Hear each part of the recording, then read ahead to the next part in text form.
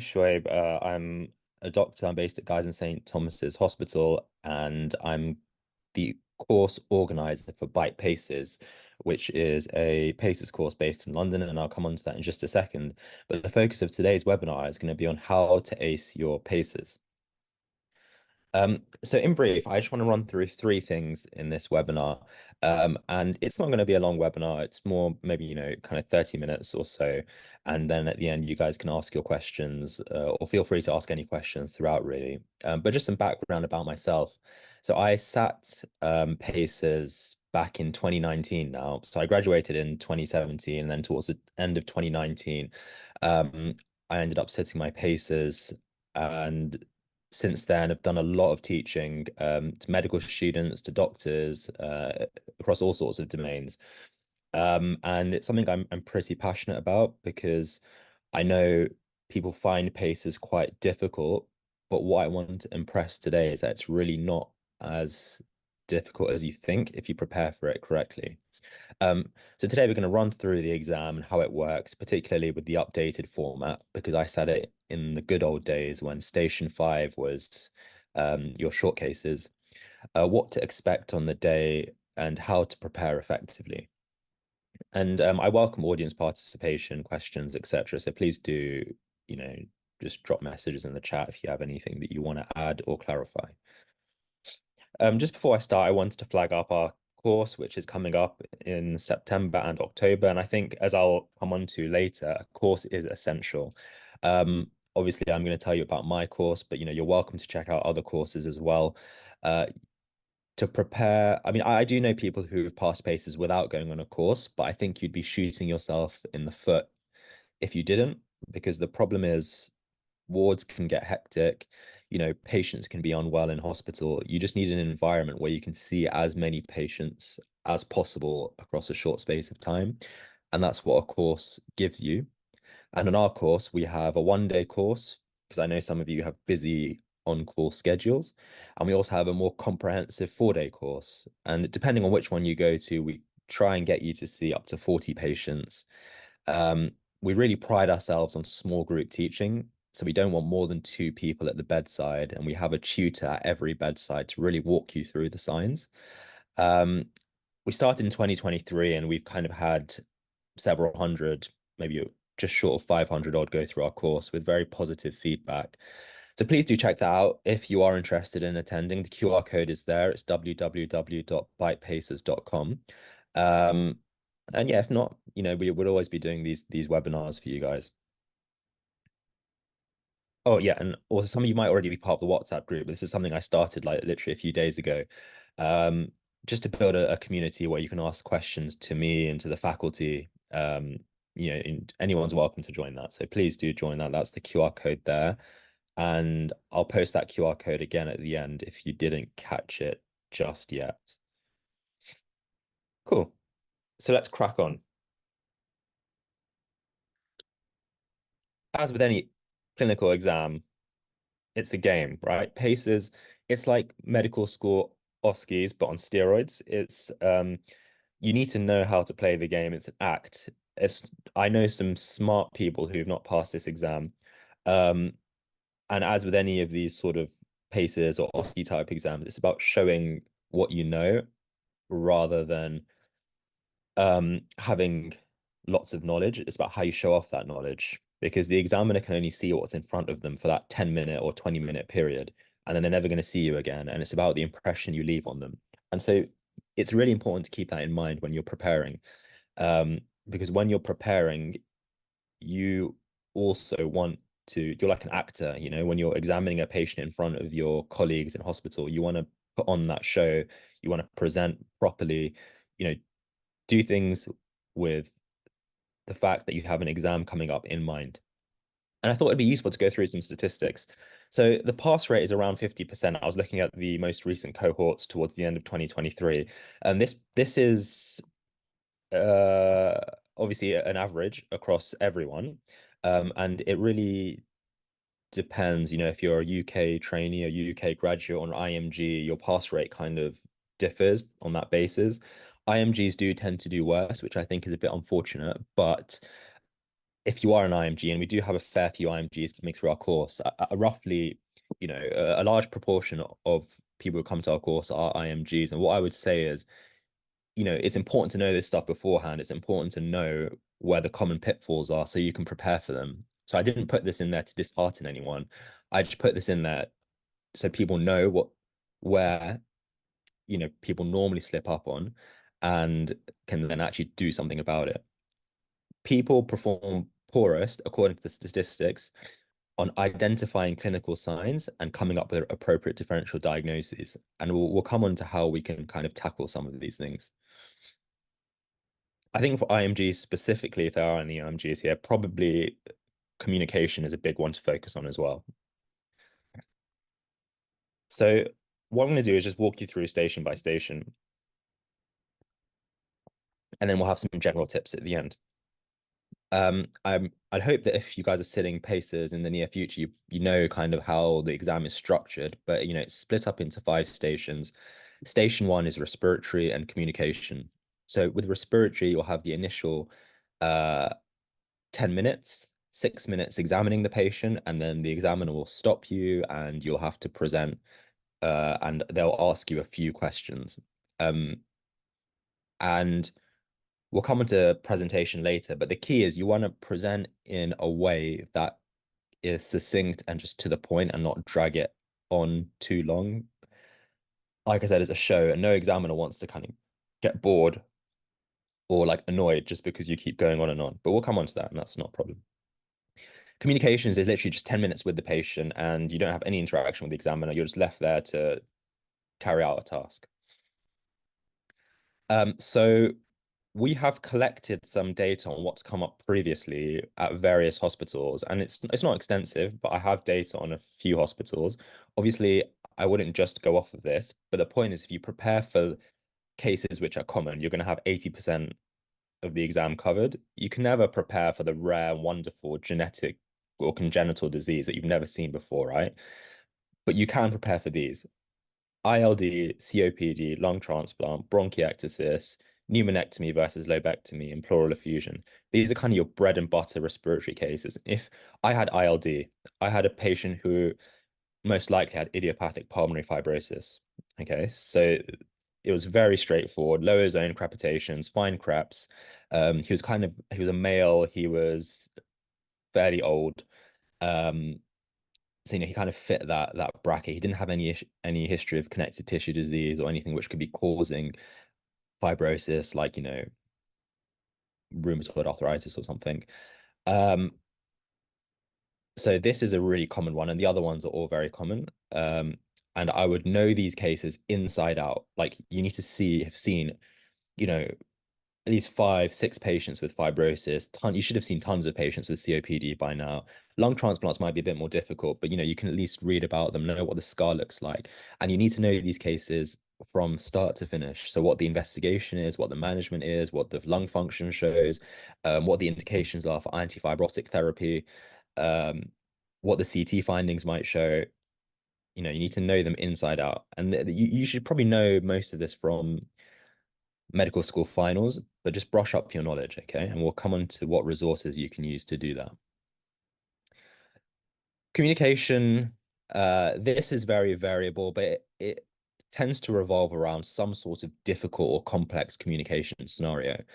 Um, Things have changed since when I sat it, and that you'd have kind of a history taking station and you'd have like a communication station, which was more ethics and uh, oriented. But now, with the new clinical consultations and things, they've shifted things around. But basically, on station 1, you're going to have some sort of communication scenario, and you'd be explaining a diagnosis or dealing with an upset patient or dealing with an upset relative.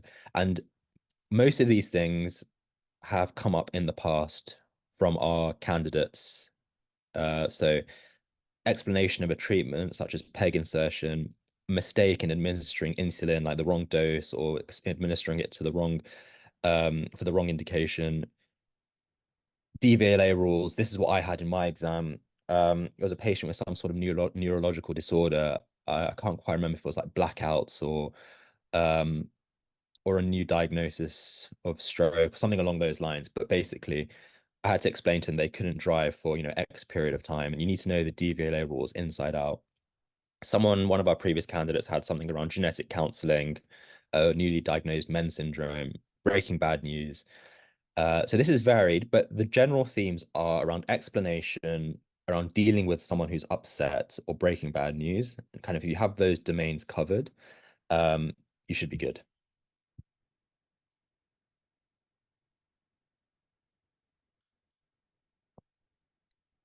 Station two and five.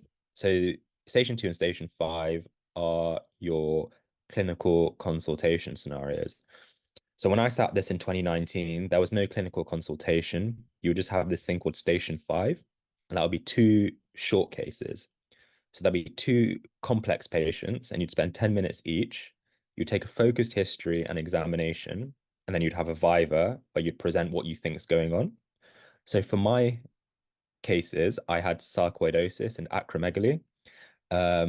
The acromegaly was a very obvious acromegaly. You could spot it as soon as you walked through the door. The sarcoidosis what required a bit more working out. Um, but things have changed slightly and that it's morphed into this clinical consultation scenario. And it's still fairly similar. But basically, what happens now is you get an extended period of time. So you get 15 minutes where you have to take a history, examine the patient, but you also have to explain to the patient what you think's going on and respond to their concerns and questions. And then you'll have a 5 minute viva where the examiner will quiz you. Before the station, you're given a brief. It'll be a referral letter being like, the GP has referred this 60-year-old gentleman to you with recurrent chest infections, which haven't resolved with two courses of antibiotics. Their bloods show this, their chest x-ray shows this. Please, can you see this patient in your clinic? It'll be something along those lines where you're given a history and a brief, basic set of investigations. And in this 5 minute period, you should be thinking about every differential that this patient could have. So here are some example scenarios, and some of this is stuff that I think could come up because I don't have much data on what's come up on clinical consultations because it's quite new. Um, but I think this is kind of your bread and butter type stuff. It'll be vague presentations like chest infection, blood pressure issues, syncope. Um, And the idea is in that 5 minutes that you have where you're sat down reading through a referral letter, let's say you have uncontrolled hypertension, what differentials would be going through your mind? I guess if you guys could list a couple in the chat.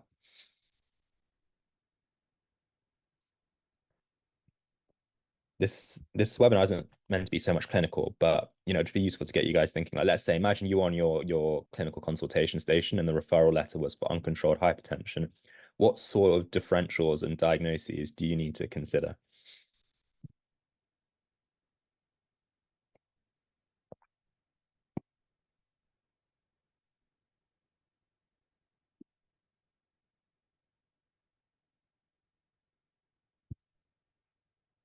So let's have a look. All right, maybe you guys are a bit shy. That's fine. Couple coming through now. Yeah, good. So like obviously you think of like common to rare, right? So could it just be badly controlled idiopathic hypertension? But other things, as you've rightly said, like are they complying with medications? Is it something rare and wonderful like renal artery stenosis, pheochromocytoma? Um, yeah, cons, not so much Addison's, but yeah, it could be cons. Is it a vascular cause? Do they have an undiagnosed coarctation? All of these things should be running through your mind. And then once you have the diagnosis, you think, right, okay, I have this diagnosis. Now I'm based on those diagnoses, I'm going to ask these questions and I'm going to examine the patient. And it has to be a focused examination, right? Like you're not going to do every examination under the sun. You're going to do a cardiovascular examination. You might want to do like an abdominal examination if you think that they could have renal issues or if you think they could be like a big pheochromocytoma.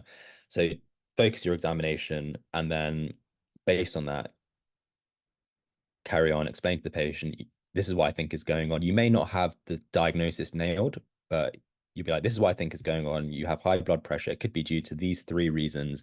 And these are the investigations I'm going to do. Do you have any questions? Do you have any concerns? Is there anything I can help you with? And then you'll have your viva with the examiner.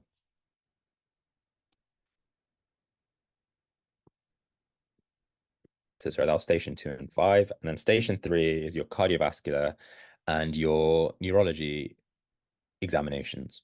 And it's the same format, 6 minutes exam, 4 minutes to present. Cardiology or cardiovascular is very straightforward. Um, I had a valve replacement and it was a very obvious valve replacement. You can kind of hear it ticking.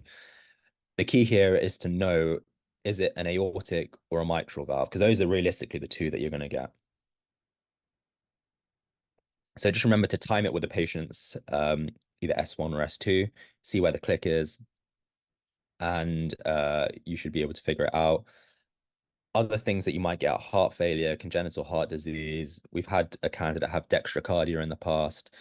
Um, AF, connective tissue disorders, like do they have a Marfanoid appearance, for example? So again, these are your bread and butter cases, and these are the ones you should know inside out. And you don't just know the condition, but know all the associated causes, all the complications. So, if they have a valve replacement, do they have any evidence of valve replacement failure?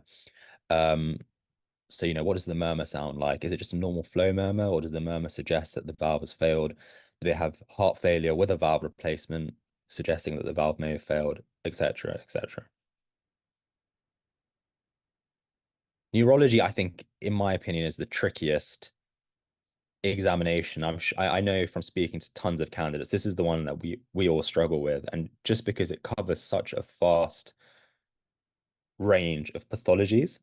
You have the central nervous system pathologies, you have the peripheral nervous system pathologies, upper limb, lower limb, and neurology teaching often isn't great. I've tried to narrow it down to the most common ones, and I would say of these, Parkinson's disease comes up time and time again. Again, looking at our data through what our candidates have had, Parkinson's disease is huge. Um, MS can come up. All of these things can come up. Parkinson's in particular, MS, stroke. These are common things, right? You should know them inside out. I actually had cervical spondylosis. So I had a patient with lower limb upper motor neuron signs. He had a catheter in. Um, he had quite like a spastic gait, and he had a scar at the back of his neck. So remember, just because it's neurology, don't forget to look for scars. Look for scars along the back. Have they had spinal surgery? So this guy seemed to have had some sort of cervical spinal surgery. So, was it spondylosis or was it trauma? He had something done on his C-spine. Um, and he subsequently had lower limb uppermost neuron signs, suggesting it was like a spinal cord issue, because it was bilateral. But yeah, things that come up. So central nervous system, these are your common nerve palsies, third, sixth, seventh. I mean, you could get rare and wonderful things like, I don't know, uh, cavernous sinus issue, or, like I just think it's very unlikely that they're going to give you any other nerve palsy. So if you know third, sixth, and seventh, and in particular, like the seventh nerve palsy, then you should be fine. Visual field defects, you might get someone with a pituitary adenoma causing a bitemporal hemianopia, old stroke, MS, motor neuron disease, neuropathies. Myasthenia gravis can come up, and actually, um, we do have a patient with myasthenia gravis in our course. And actually, a lot of these conditions I'm going through, we do have patients with these conditions. But myasthenia gravis can come up. Cerebellar ataxia, possibly, subacute combined degeneration of the cord, possibly. I've never heard of it coming up, but in the textbooks it's mentioned. The way I like to split up neurology is just break it down to its very basic core. Like if you have something in the exam which is sensory, it's probably going to be a neuropathy, right? If you have something motor, is it upper motor neuron or lower motor neuron? If it's upper, it's probably going to be a stroke, MS, or a spinal cord issue like spondylosis causing myelopathy. If it's lower motor neuron, it's probably going to be a neuropathy or motor neuron disease. Okay, if it's cerebellar, I think it's unlikely you're getting isolated cerebellar pathology, but if it is cerebellar, alcohol, stroke, MS, rare and wonderful inherited ataxias, possible but unlikely. If it's something which spans multiple modalities, so if you're getting a bit of motor, a bit of cerebellar, a bit of sensory, then it's probably going to be MS. So just break neurology down into its very basic parts. And like when you're presenting, I wouldn't jump to the diagnosis. I would say, I examined this 60-year-old gentleman. There was evidence of a scar overlying his cervical spine, and he had a bilateral spastic paraparesis. Power was reduced bilaterally in an upper motor neuron distribution. I suspect this is an upper motor neuron pathology, of which the most likely differentials are X, Y, Z. So, because neurology is quite difficult to localize the exact diagnosis, I would kind of phrase your presentation in a more of a vague way, and that will still impress the examiner. Obviously, if it's a barn door Parkinson's with rigidity and, lead pipe and tremor and bradykinesia, then that's fine. You can just jump to the diagnosis. Station 4 is abdominal. I think this one is probably the one which is most comfortable because you've only got a certain number of organs in your abdomen and a certain number of pathologies which they can test. You also have another communication component here, which we've covered earlier. So just take it organ by organ. Liver, it's probably going to be, hepatomegaly, cirrhosis. Spleen is going to be a big spleen. Kidney transplants, very, very common. Polycystic kidney disease, a pancreas kidney transplant. So just know your scars. For a kidney transplant, they tend to have the hockey stick scar, also known as the Rutherford Morrison scar. For the pancreas kidney transplants, they can have more of a laparotomy scar. But yeah, transplant something which is super common amongst our previous candidates. Bowel, you can have something IBD related, like, do they have Crohn's disease, and look for aphthous ulcers, look for scars on their abdomen. They might have a stoma. Uh, but yeah, I think of these, because kind of bowel stuff tends to be more surgical, they're probably going to look to test you more on the liver, spleen, kidney stuff, but just be aware that they can throw in some bowel stuff as well. So fine, we've covered all of the stations, and now you've got to the end of your station. You need to have a robust way of presenting.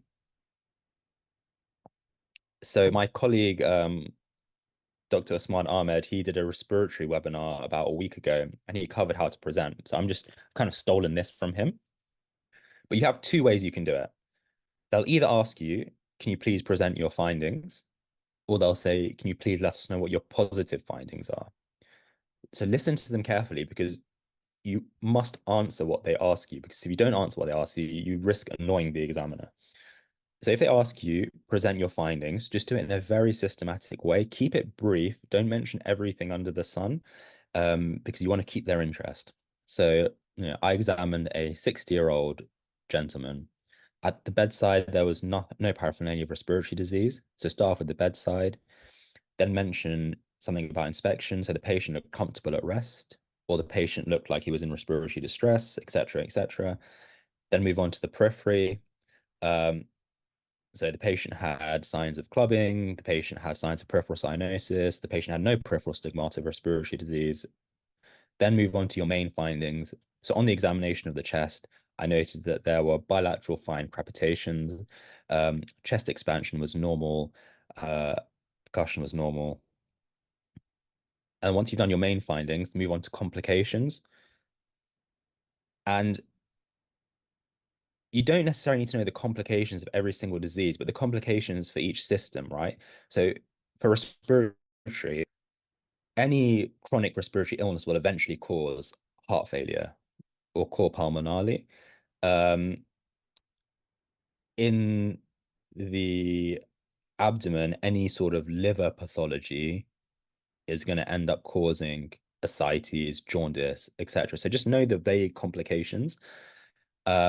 And then mention them at the end. So you can be like, there's no signs of heart failure. In conclusion, my findings are most consistent with the diagnosis of pulmonary fibrosis. My differentials for this would be X, Y, Z.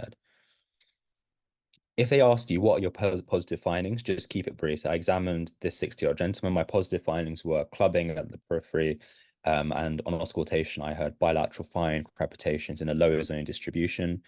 My findings are consistent with and my differentials include. Always keep it systematic. I think what I've noticed is where people struggle is when they try to be too clever with the presentation. At the end of the day, if you just keep it systematic, bedside, inspection, periphery, main findings, complications, in conclusion, you're not going to go wrong. When you try and phrase things in a different way, or some people like to say the diagnosis right from the beginning, being like, I examined this patient who I suspect has pulmonary fibrosis, and my findings were, you risk getting yourself into a bit of trouble if you do that. Because if you're wrong, then that's not going to look good. And if you don't have a systematic approach, you might miss things out. So I would always advise doing it this way. Tips for the Viva: three differentials for everything. If it's a barn door case, like I said, a barn door Parkinson's, what could you say? So let's say you saw a patient with Parkinson's disease. They had all the stuff, bradykinesia, tremor, rigidity. Are you just going to stop and say the patient has Parkinson's disease, or like what else could you say as not necessarily as a differential, but as a kind of expansion of your presentation? I would say in general, for almost every case, there is some way you can expand and just make yourself look extra slick.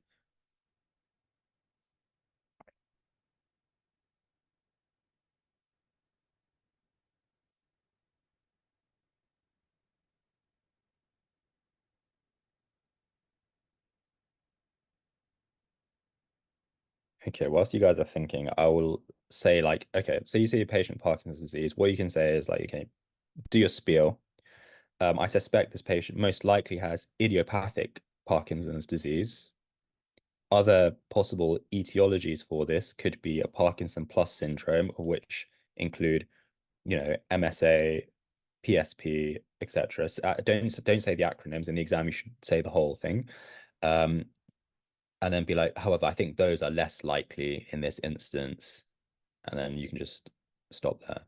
So even if it's a barn door case, there's usually something extra you can tag on to your presentation to make yourself look slick and make it seem as if you've considered the whole picture.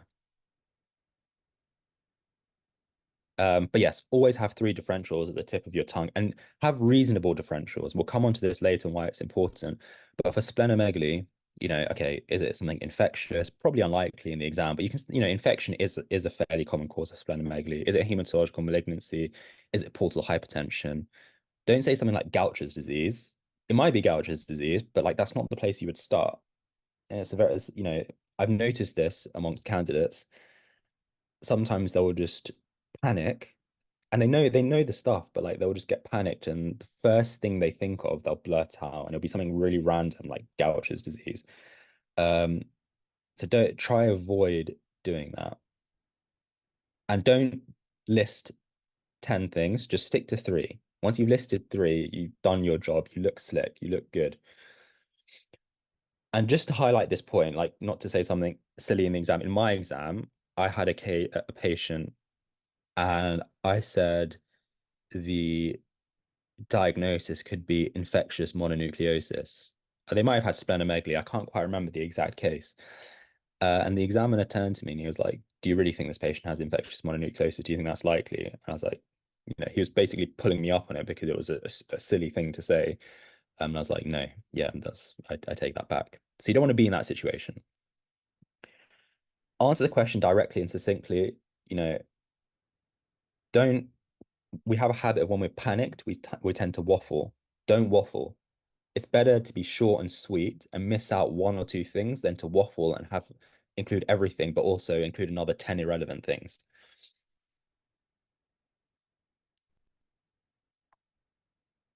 So how is the exam marked? We have 7 domains. Physical examination, that's where they're looking to see your examination systematic with good technique.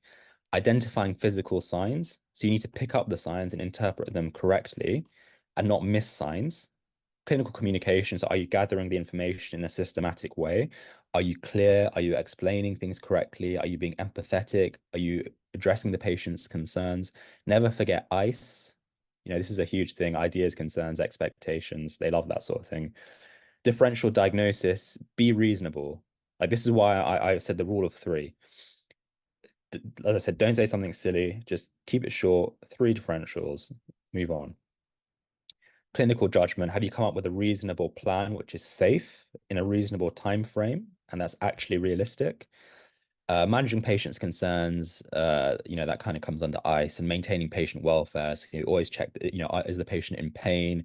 Have you made them comfortable? This stuff's fairly straightforward, right? And each domain is marked out of two. What I thought I would do is it would just be actually easier to show you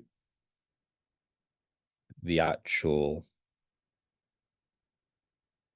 MRCP website rather than me just copying and pasting things into my PowerPoint. But as I said, these are the 7 domains. And the way it works is each component covers a slightly different set of domains. So the communication encounter, they call it, will cover domains C, E, F, and G. So domain C, for example, is obviously clinical communication, clinical judgment, managing patient concerns, maintaining patient welfare. So the point is, each one of these components of the exam covers a different set of domains. And in each component, you'll be graded per domain. So what that means is, let's say you have your communication scenario, they'll give you a maximum of 2 points for C, 2 points for E, 2 points for F, and 2 points for G. And then you'll move on to your respiratory examination, and they'll give you another maximum 2 points for A, 2 points for D, B, 2 points for D, etc., etc. And then all those points will get added up at the end, and they'll work out if you pass or fail. The point I wanted to highlight here is that the clinical consultation scenario covers all 7 domains. Okay, so that's an important thing to know, and therefore it's important to prepare properly for the clinical consultation scenarios.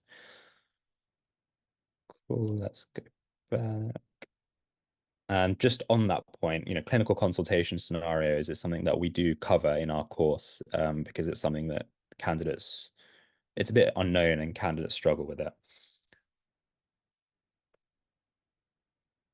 Moving on to preparation. So how to prepare. The time frame varies for everyone, and this depends on your on-calls. It depends on, what sort of personality you have. Some people like to cram, some people like to prepare extensively. I just said 2 to 3 months, because from memory, that's vaguely what I used and what I did.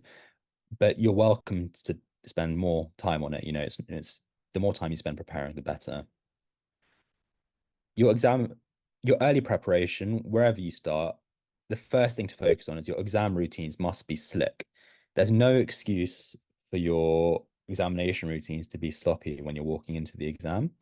Um, the way I would do that is I wouldn't even practice on patients to begin with, just practice on family, friends, whatever you have.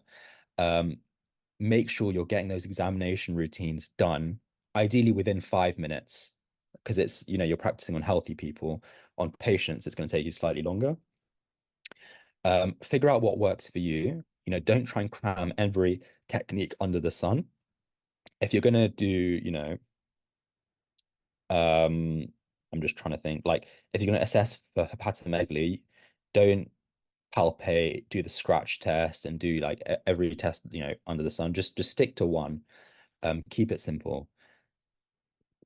Similarly, for consolidation, you can do vocal fremetis. Don't do both tactile and vocal fremetis. You're just going to waste your time. So figure out what works for you and generate a routine and make sure you have it super slick. The patients in the exam will be experts. They'll kind of know how to move and how to respond to your instructions. So just be aware of that and don't get stressed. The patients will know what to do. Once you've got your examination routines under control, the other thing you should be doing early on in your preparation is reading some sort of text. And what I recommend is Cases for Paces. This is pretty much I used this in conjunction with the Oxford book, but this was the main book and I knew it inside out. And the reason it's so good is it's literally like, it's not very thick. It's about like, maybe 100 or so pages. And it just covers all of the high yield cases and what you need to know for those high yield cases. So really, really recommend this book. And I knew this book inside out by the time the exam came. And you can supplement it with a larger text if you want.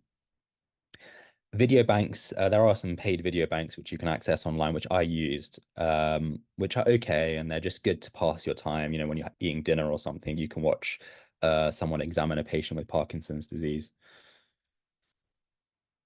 But this is your main preparation, how you're really going to start to hone your skills is now, once you put in the work around reading and your examination skills, you need to start examining patients on the ward. Hunt for signs. You should have PACES groups at work, WhatsApp groups.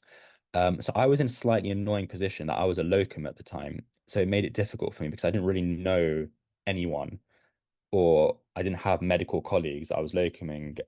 So obviously it was slightly different. And if you are in that position, you just need to ask around as much as possible and get into the WhatsApp groups, kind of make friends with the SHOs and hunt for signs. So, whenever any of you see is a good patient on a ward round or something, just make a note of it, collect all of these patients on some sort of spreadsheet, and then you can go and examine them. And what I would say is do it by station or do it by component rather. So on one day, you're just going to do 5 cardiac patients. Another day, you're going to do 5 neuro patients. I know it doesn't always work out like this, but if you can do it like that as much as possible, that will really help you improve. Focus on your weaknesses. We know neurology is a weakness. Go to the neuro ward if you have one. Um, if you don't, you can try and go to other hospitals. So I had a friend who I work at Guy's and St. Thomas's now, but at the time I was working at East Surrey Hospital.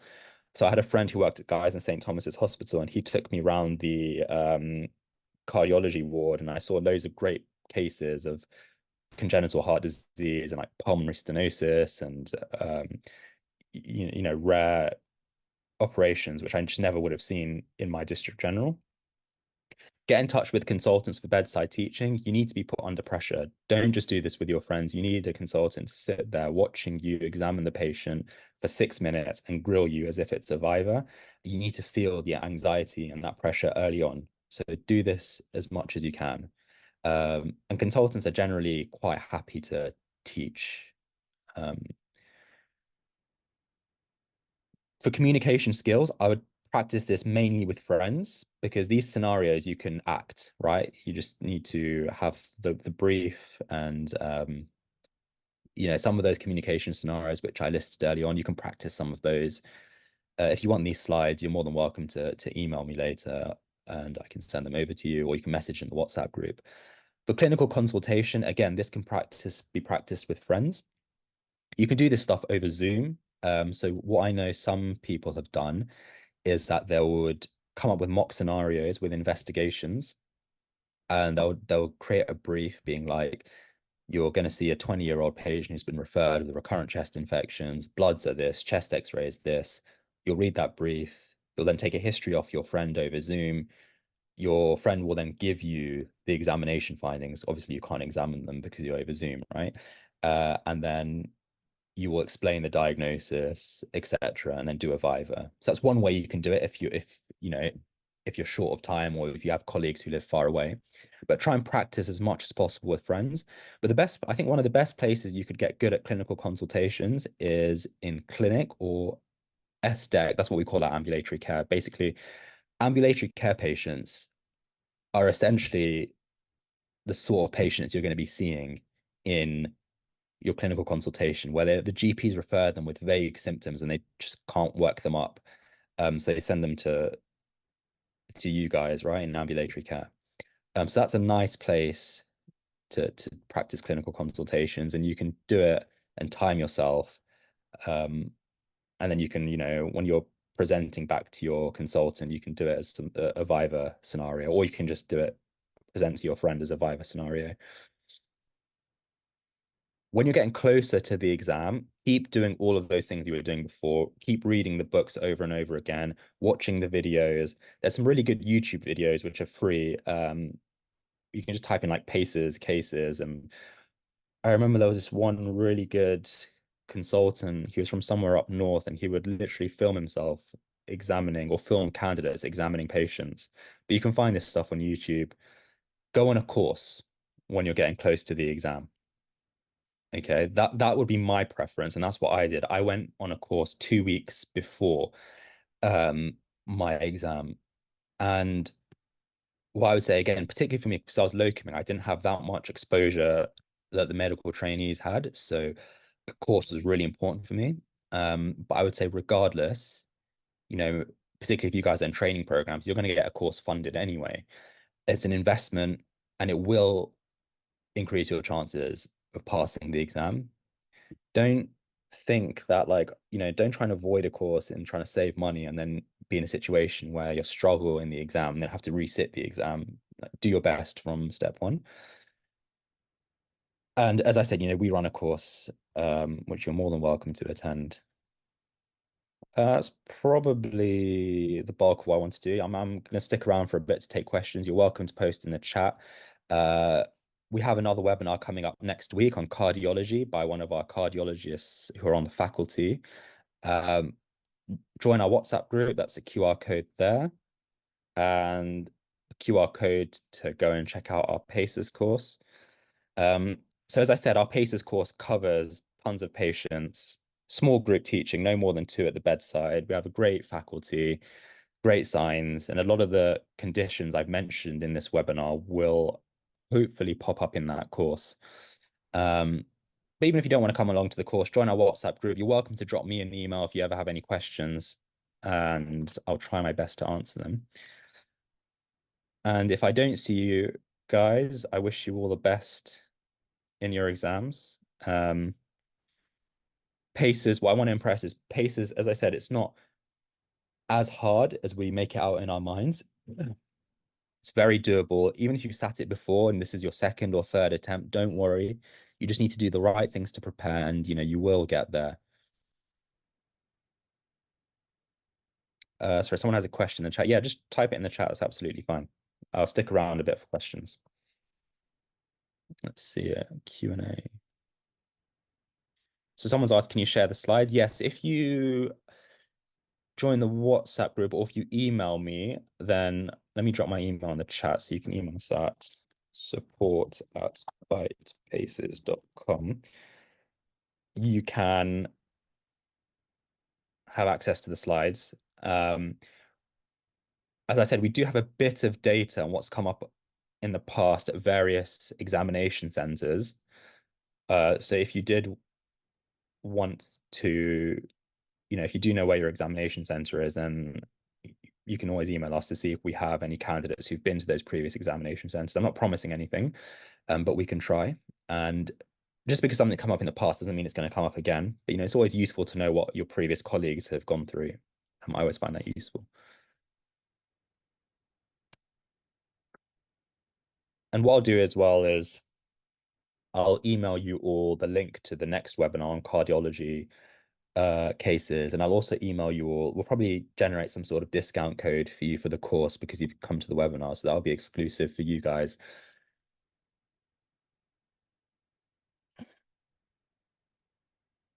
So Usra has asked about like the examination components, like respiratory, cardiology, neurology. Is it purely examination, or do you take a focused history? No, it's purely examination, and it's for 6 minutes. So you examine the patient for 6 minutes, no history. You just walk in. You're given a short brief before. It'll be like, this patient presents with shortness of breath. Please conduct a respiratory examination. So you'll walk in, you'll do your examination 6 minutes. They won't interrupt you. They'll probably give you a warning at some point and to tell you there's like maybe like 2 minutes left. And you stop at 6 minutes and then you present to the examiner.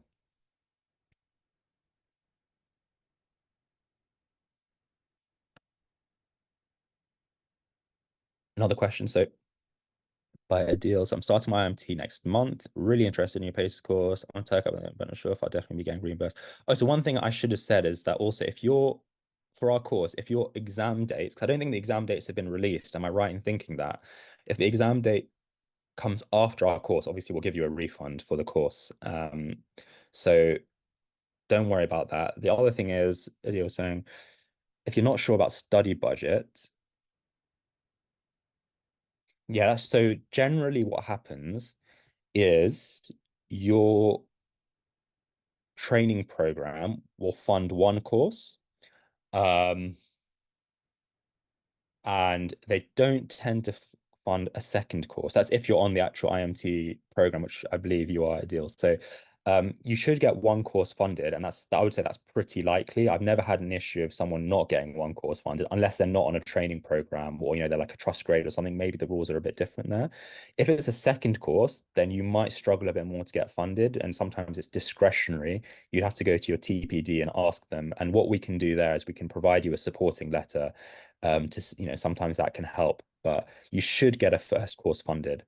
Um, and as I said, I would advise booking onto the course sooner rather than later before tickets become, sold out or our prices will increase over the next, couple of weeks. So do try and book on sooner rather than later, and it helps us as well to plan for numbers. But any questions around the course or anything else, just drop me an email or message in the WhatsApp group, and I'm more than happy to get back to you. Do you guys know when you'll find out the dates? Because I think the application period is now, isn't it? Or it might have just recently closed. So yeah, I assume you're probably finding your PACES course, your PACES exam dates in a couple of weeks.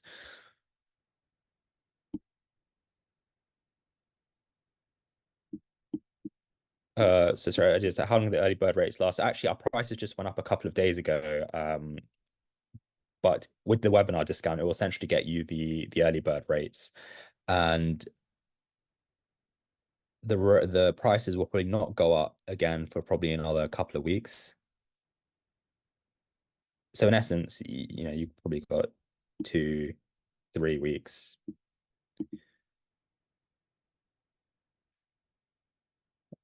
Thank you. Are you very welcome? Okay, cool. Should we start wrapping up if there's no further questions? Again, I wish you guys all the best. Take it easy. If there's anything I haven't answered or anything you'd like covered, just drop me a message, WhatsApp group. Shiza, how do you get the discount code? I'm going to email you guys. If you've registered, I should have your email, and I'm going to send an email out to you with the upcoming webinar next week and the discount code and how to join the WhatsApp group as well.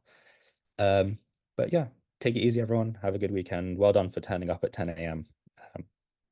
Cool.